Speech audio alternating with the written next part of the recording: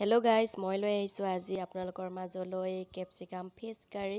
লগতে মোৰ চেনেলটোও আপোনালোকে এতিয়ালৈকে ছাবস্ক্ৰাইব কৰা নাই, তেনেহ'লে ছাবস্ক্ৰাইব কৰি লওক।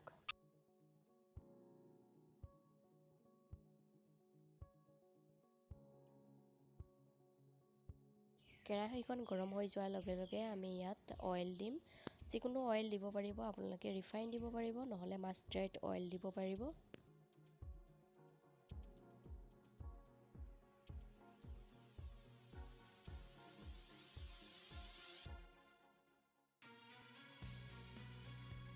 মই মাছখিনি ফ্ৰাই কৰাৰ আগত নিমখ আৰু হালধি মিক্স কৰি লৈছিলোঁ। এইবাৰ আমি মাছখিনি ফ্ৰাই কৰি লৈছোঁ।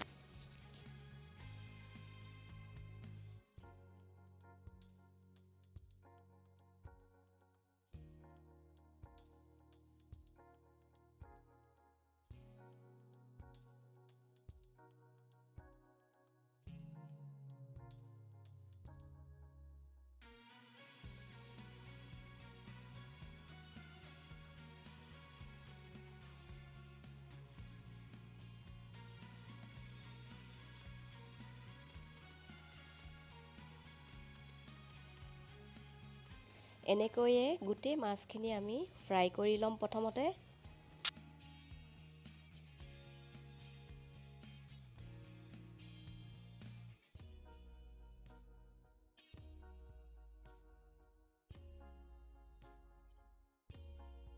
এইবাৰ মাছখিনি ফ্ৰাই কৰি হৈ গ'ল।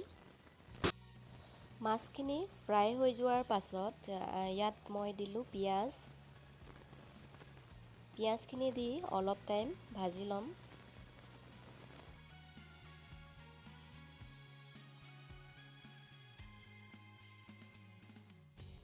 এইবাৰ মই ইয়াত এড কৰিছোঁ হালধি আৰু নিমখ। আপোনালোকে নিজৰ সোৱাদ অনুসৰি দি ল'ব।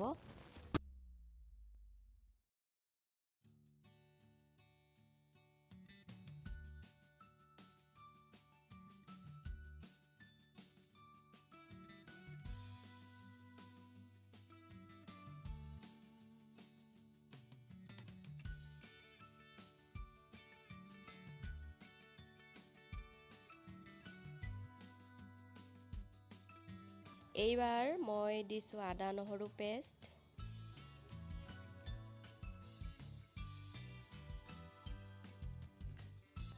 তাৰ পাছত দি দিছোঁ মই কেপচিকামখিনি।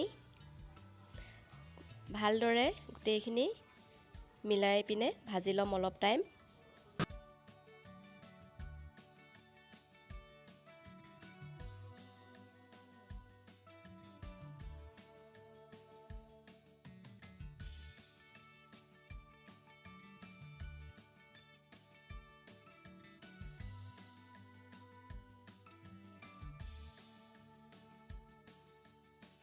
এনেকৈয়ে 4 মিনিটমান ভাজি মই অলপ টাইম ঢাকন লগাই থৈ দিম।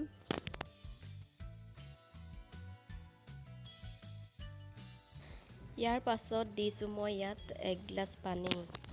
লগতে মই ইয়াত ফ্ৰাই কৰি থৈ দিয়া মাছখিনি দি দিম আৰু ৰেড চিলি পাউডাৰ, মিট মছলা সকলোখিনি এড কৰি অলপখিনি ভালদৰে মিক্স কৰি 10 মিনিটমান ঢাকন লগাই ৰাখি থৈ দিম।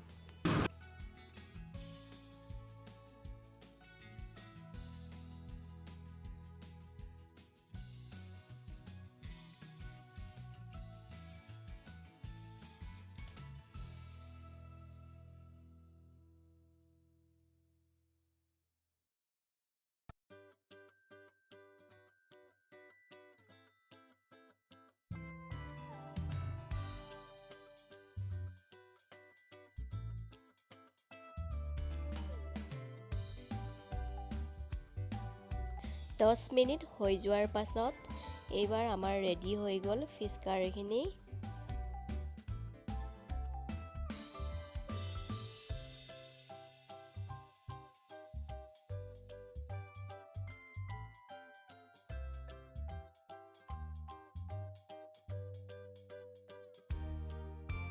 যদি আপোনালোকে মোৰ এই ৰেচিপিটো চাই ভাল পাইছে তেনেহ'লে লাইক কমেণ্ট শ্বেয়াৰ কৰিব আৰু ছাবস্ক্ৰাইব কৰিব লগতে কাষৰ বেল আইকনটো বজাই দিব।